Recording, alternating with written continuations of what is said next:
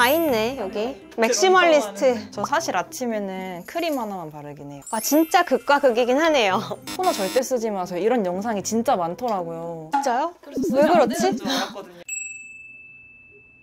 안녕하세요. 청담 닥터원입니다. 저희 나이트 케어 루틴 저속노화 제품 소개 영상을 너무 좋아해 주셔서 오늘은 시술 말고 홈케어 영상을 준비했는데요. 지난번에 제품이 너무 비싸다, 접근성이 낮다 이런 얘기들을 많이 주셔서 오늘은 실제로 많은 분들이 사용하시는 제품으로 보여드리려고 해요. 그래서 저희 마케팅 팀장님과 PD님한테 실제 사용하는 스킨케어 제품 다 가져와 보시라고 했거든요. 오늘 제품들 보면서 잘못 쓰고 있는 건 없는지 진단을 한번 해보려고 해요. 두 분 피부 타입과 나이대는 혹시 어떻게 되시죠? 저는 30대 초반이고요.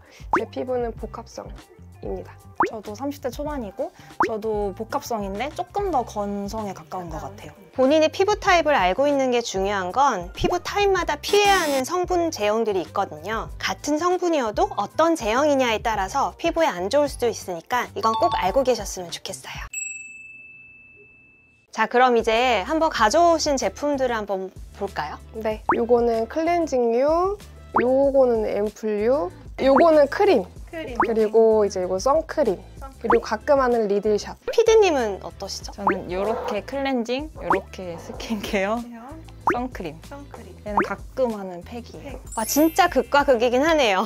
일단 그럼 클렌징부터 한번 봐볼까요? 저는 아침에는 요 클렌징 밀크를 써요. 요거는 원장님 덕분에 알게 된 클렌징 밀크인데 너무 좋아가지고 아껴 쓰고 있습니다. 저녁에는 제가 메이크업을 좀 진하게 하는 편이라 요걸 먼저 닦아대고요. 그 다음에 요거 효소 클렌저를 쓰고 있어요. 일단 잘하고 있는 건 제가 영상에서도 추천드렸던 클렌징 밀크를 사용하고 계시더라고요. 특이한 건 이게 효소 파우더라고 하는데 이 제품 성분을 보니까 약 알칼리성 제품이더라고요. 사실 이제 약산성, 약 알칼리성 뭐가 더 좋은지도 많은 분들이 궁금해하실 것 같은데요. 대부분의 피부에는 약산성 클렌저가 좋거든요. 왜냐면 피부의 천연 보습막은 pH 4.5에서 6.5의 약산성을 띠기 때문이에요. 그래서 약산성 클렌저가 피부 장벽을 보호하면서도 노폐물을 부드럽게 제거할 수 있어요. 특히 이제 다영 팀장처럼 민감하거나 트러블이 많은 피부 또는 건성 피부 이런 피부들에는 자극이 적은 약산성 클렌저가 적합해요. 약산성 쓰면은 씻은 것 같지 않다 이런 사람들 되게 많잖아요. 그게 이제 씻고 나서 약간 뽀드득거리는 사용감을 좋아하시는 분들이 있더라고요. 그래서 이런 제품들은 바로 이제 약 알칼리성 클렌저에 속해요. 그래서 우리가 강한 메이크업이나 과도하게 피지가 있다든지 노폐물이 있을 때는 이렇게 약 알칼리성 클렌저가 필요하기도 한데요. 하지만 피부 보호막은 약산성인데 지성 피부라 하더라도 이렇게 약 알칼리성 클렌저를 너무 자주 하면 아까 매일 쓰신다고 하셨죠. 이렇게 매일매일 많은 이제 지질 보호막을 씻어내게 되면 오히려 피부가 건조해지면서 피지를 더 많이 분비할 수도 있다는 거죠. 사실 저는 거의 안 써요. 저는 건성 피부이기 때문에 잘 맞진 않고 지성이거나 트러블이 많으신 분들은 사용 횟수를 조절하면서 또는 부위별로 뭐 T존을 한다든지 트러블 부위만 한다든지 이렇게 쓰시면 좋을 것 같아요. 그러면 약 알칼리랑 약산성이랑 번갈아 가면서 해보면 될까요? 약산성 클렌저를 기본적으로 쓰고 그 다음에 효소 파우더, 이 효소 파우더도 지금 약 알칼리성 제형이기 때문에 일주일에 한 2번 정도 쓰시면 딱 좋을 것 같아요. 메이크업을 진하게 한다면 좋겠네요. 그쵸. 메이크업을 진하게 한다 하더라도 만약에 장벽이 너무 약해져 있거나 건조하면 이것도 너무 과할 수 있어서 그럴 때는 그냥 클렌징 로션, 클렌징 젤 이렇게 이중 세안해주는 게 좋고 또 포인트 메이크업은 포인트 메이크업 리무버를 따로 써주면 제일 좋아요. 다영 팀장은 세안하고 나서 당긴 느낌이 좀 드나요? 네, 원래 그렇게 당기는 거 아니에요? 세정 후에 피부가 당긴다면 혹시 내가 너무 강한 제품을 사용하고 있지 않은지라고 하는 신호일 수도 있으니까 세안 후에 뽀독뽀독한 느낌보다는 오히려 좀 덜 씻긴 편안한 느낌을 좀 주는 것도 좋거든요. 특히나 이제 예민하거나 건성인 피부에 있을 때는 좀 이렇게 접근하는 게 좋아요. PD님은 어떤 클렌저 사용하고 계세요? 저도 원래는 오일이랑 클렌징 폼 이렇게 썼는데 나이트 케어 루틴 찍고서 바로 밀크를 사가지고 평소에 저는 선크림만 바르거든요. 그 선크림 바를 때는 클렌징 밀크, 네. 그리고 클렌징 젤을 이중 세안으로 하고 있어요. 아침에는요? 아침에는 얘만 쓰고 있고 메이크업을 많이 한 날은 클렌징 오일로 한번 지우고 그 다음에 클렌징 젤로 써요. 너무 잘하고 계시는데요? 그렇게 클렌징 폼에서 이렇게 바꿨을 때 어떠셨어요? 확실히 저는 항상 원래 당기는 건 줄 알았는데 미끈미끈하긴 한데 편한 것 같긴 해요. 건조함이 덜하죠. 근데 밀크만 써도 돼요. 왜냐면 저는 밀크만 쓰라고 하시긴 했는데 뭔가 좀 남는 느낌. 네, 그래서 이중을 쓰고 있긴 하거든요. 선크림은 그럼 유기자차 쓰시나요? 근데 유기자차로 쓰고 있어요. 그럼 밀크로도 충분히 유화만 잘 시켜줘도 어느 정도 잘 닦이기 때문에 선크림만 바른 날은 밀크만 다니세요 하는 것도 좋아요. 근데 많이 습하거나 더워서 피지가 좀 많이 돌았다. 그러면 클렌징 젤로 2차 세안 이렇게 해주시면 좋을 것 같아요. 클렌징이 조회수가 진짜 잘 나왔는데 댓글에서 다 선크림은 이중 세안 해야지 지워진다 맞아요. 이런 얘기가 너무 많더라고요. 논란의 선크림 이중 세안. 만약 메이크업을 했다든지 워터프루프 자차를 썼다면 이중 세안을 하는 게 좋고요. 유기자차 선크림 정도만 바르셨다면 굳이 이중 세안은 안 해도 됩니다. 대신 클렌징 미크를 제대로 써야 돼요. 바르자마자 바로 씻어내시면 안 되고요. 충분히 마사지 하듯이 롤링해줘서 이게 흡수가 되도록 해준 다음에 물을 살짝씩 묻혀서 유화 과정을 거쳐줘야 되거든요. 그래서 선크림 성분이 충분히 녹아질 수 있도록 해줘야 돼요. 상대적으로 무기자차는 물리적으로 피부에 달라붙는 성질이 강하기 때문에 오히려 꼼꼼한 클렌징이 필요해요. 먼저 클렌징 오일이나 클렌징 밀크를 사용해서 1차 클렌징을 해주시고요. 2차 클렌징으로는 약산성 폼 클렌저나 젤 클렌저로 이중 세안 해주시는 게 좋아요. 자, 그럼 이제 스킨케어를 한번 봐볼까요? 다 있네, 여기. 맥시멀리스트.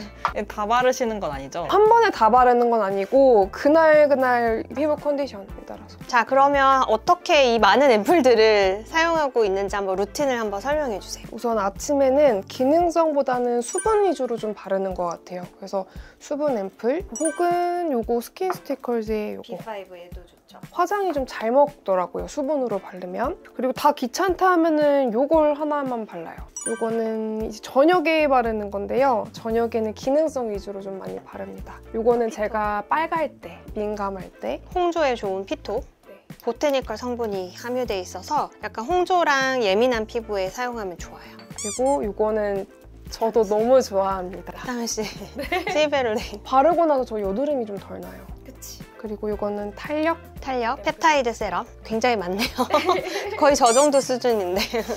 근데 왜 토너가 없네요? 토너는 제가 잘 안 쓰는 것 같아요. 그래서 요것만 가끔 가다가 그 이제 빡빡 뭔가 깨끗한 피부를 느끼고 싶을 때 빡빡 닦아내나요? 때밀듯이? 아, 그렇구나. 내가 왜 다영 팀장이 왜 항상 피부가 벌게져 있고 예민한지 알 것 같아요. 일단 다영 팀장님 피부에 필요한 건 토너가 없다는 게 문제인 것 같아요. 우리가 토너가 필요한 이유는 클렌징 이후에 빼앗긴 수분을 공급하는 게 목적이에요. 즉, 피부의 진정과 보습을 도움을 주는 건데 지금 여기에는 그런 루틴이 좀 빠져 있다는 거죠. 유튜브에 원장님들이 토너 절대 쓰지 마세요 이런 영상이 진짜 많더라고요. 그거는 좀 약간 과장된 얘기 같고 토너도 이제 종류가 굉장히 많잖아요. 제형부터 성분이 굉장히 다양한데 아마 뭐 각질 제거 성분이 좀 바하가 좀 과다하게 들어갔다든지 뭐 알코올 성분이 들어간 토너가 있다든지 이런 것들은 건성 피부, 민감성 피부에 굉장히 좋진 않고요. 오히려 이제 수분이나 진정을 많이 줄 수 있는 약산성의 그런 토너를 쓰면 오히려 수분기를 열어주거든요. 그래서 그런 진정 수분에 충실한 그런 토너를 써주시면 좋고 그때 이제 약간 콧물 제형이라고 하죠. 약간 미끄덩거리는 두꺼운 점성이 있는 토너들도 있어요. 근데 그걸 쓰게 되면 그 뒤에 이어서 이제 에센스나 세럼을 쓰시는 분들은 좀 흡수가 떨어질 수 있으니까 만약에 내가 세럼을 안 쓰고 그냥 토너하고 크림을 쓰겠다라고 하면 그런 토너를 써주면 도움이 될 것 같고 나는 그 다음에 기능성 세럼을 흡수를 시켜야 돼 라고 하면 수분 진정에 충실한 토너를 써주면 오히려 많은 도움이 돼요. 그럼 다현 팀장이 쓰시는 토너 패드는? 아, 토너 패드도 많이 쓰는데 저도 이거 있거든요. 근데 잘은 안 써요. 유용할 땐 있어요. 뭐 여행 가거나 비행기에서 그럴 때는 많이 쓰지만 이것도 사실 이제 물리적으로 자극이 많이 돼요. 이것보다는 그냥 평소에는 화장솜 말고 손으로 충분히 토너를 적셔가지고 흡수를 시켜주는 게 훨씬 도움이 될 것 같아요. 자, 그러면 한번 PD님 루틴 한번 알려주세요. 저 사실 아침에는 크림 하나만 바르긴 해요. 얘가 그냥 수분이거든요. 그래서 얘 하나 바르고 어때요? 생각보다 괜찮은데 겨울은 좀 건조하잖아요. 그때는 수분 에센스도 같이 바르긴 해요.